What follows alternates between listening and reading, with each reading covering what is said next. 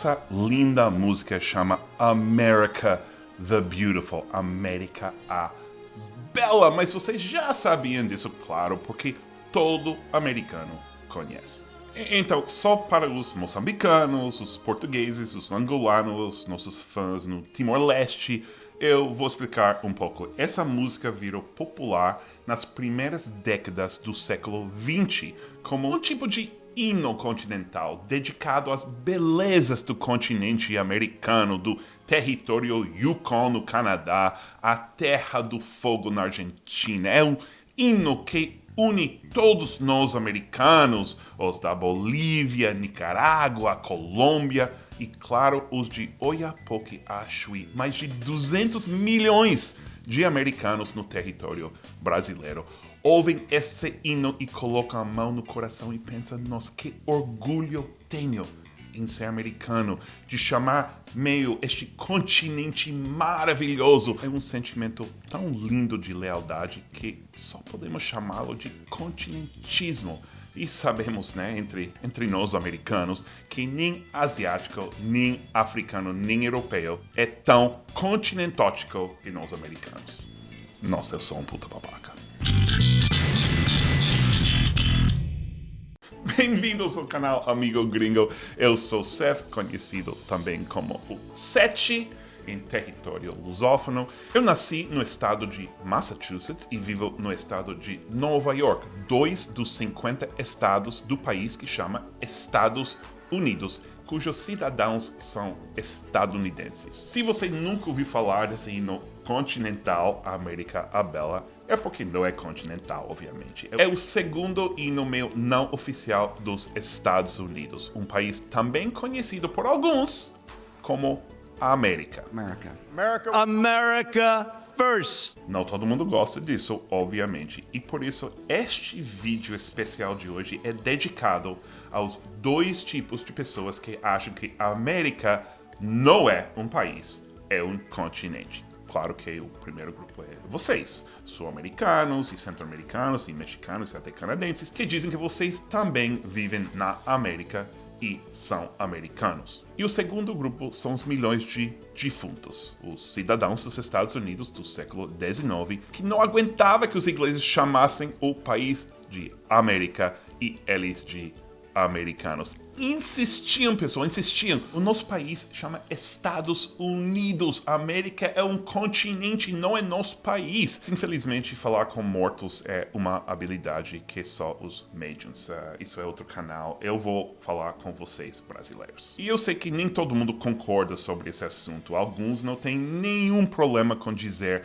América e o gentílico americano para referir o meu povo. É um assunto bem complicado, como vocês veem, do fato de nem estadunidense de um século concordar com estadunidense de outro século. E vou falar mais disso depois porque é bem interessante. Detalhe, se você não conhece o canal Amigo Gringo, inscreva-se, toque o sininho e tudo isso. Nosso canal tem quase 6 anos, centenas de vídeos, 1000 vídeos? Acho que não. Centenas de vídeos sobre qualquer coisa. Alguns dos vídeos são muito bacanas, outros vídeos são chatos e ruins. O único problema é que não posso dizer quais são quais, porque algumas pessoas gostam de alguns vídeos e outras pessoas gostam de outros vídeos. Sei lá. Ok, vamos passar por vários argumentos, mas vamos começar com os mais fáceis. Os argumentos que nós, dos Estados Unidos, sempre ouvimos quando estamos no Brasil falando com brasileiros e falamos que somos americanos. Ou, no meu caso, o que eu sempre ouvia quando eu falava que sou americano, porque já aprendi que, independentemente do que eu penso, da minha opinião sobre o assunto, simplesmente não vale a pena me chamar de americano, o meu país de América, com brasileiros. É que ninguém merece. Porque todo mundo diz mais ou menos a mesma coisa, algo tipo, mas eu sou americano também, eu sou do continente americano.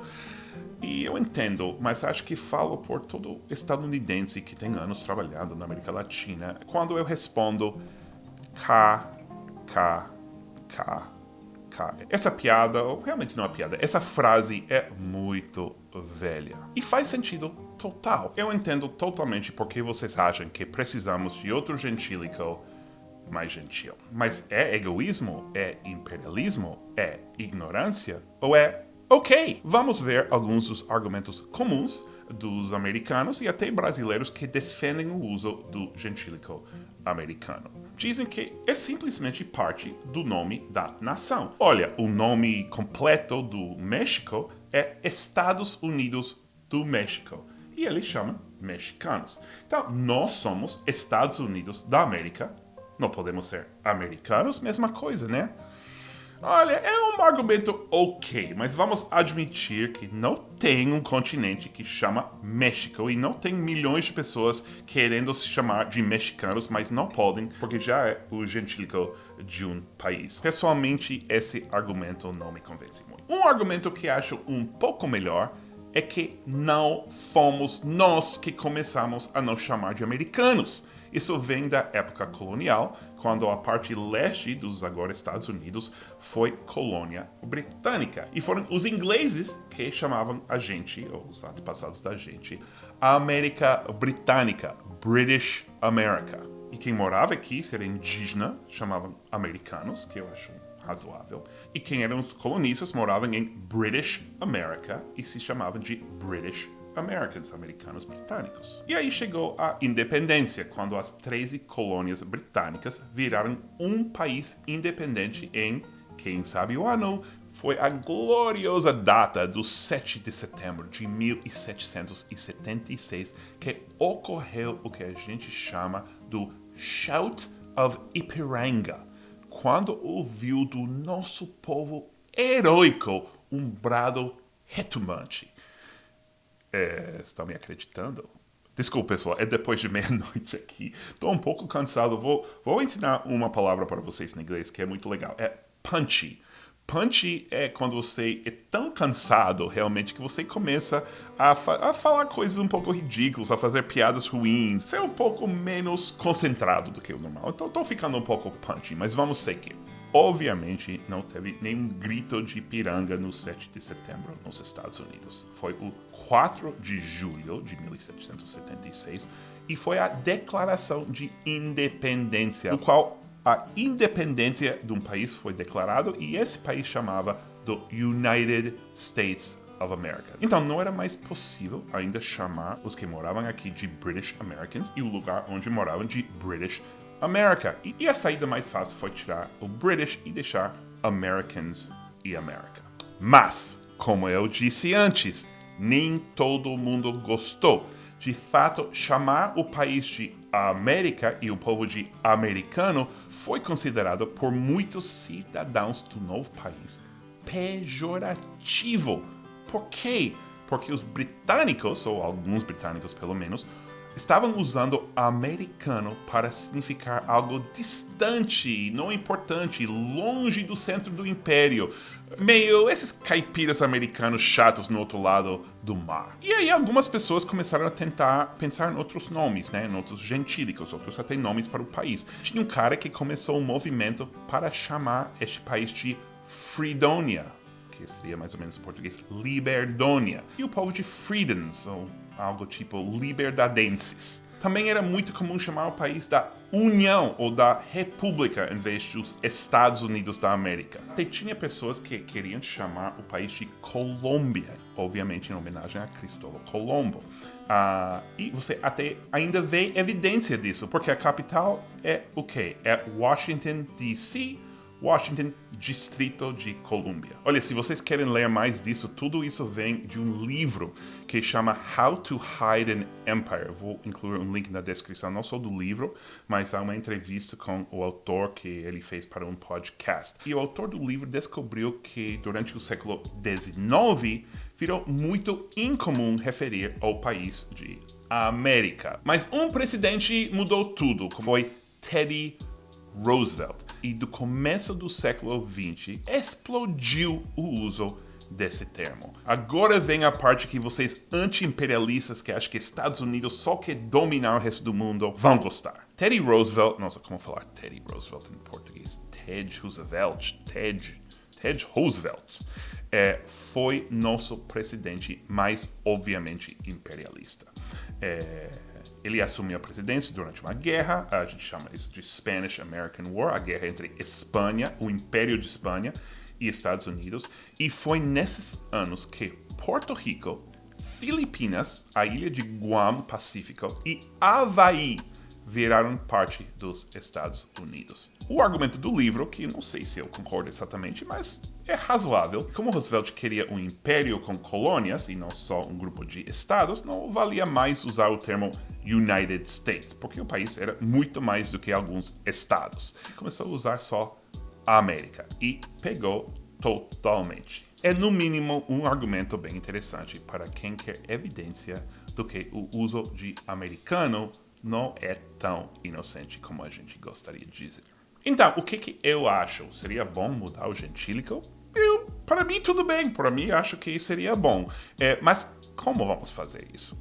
Extremamente complicado. Mudar uma palavra para outra palavra, um termo para outro, tem que ter vontade política, tem que ter muitas pessoas apoiando. Por exemplo, quando a gente antes chamava os negros americanos de Negroes, foi uma palavra normal e aceita pelos negros e pelos brancos até os anos 60. Depois Stokely Carmichael, que era um dos líderes negros, tentou convencer todo mundo que era melhor chamar o povo de black e mudou. Agora ninguém mais fala negro, falam black ou até African American.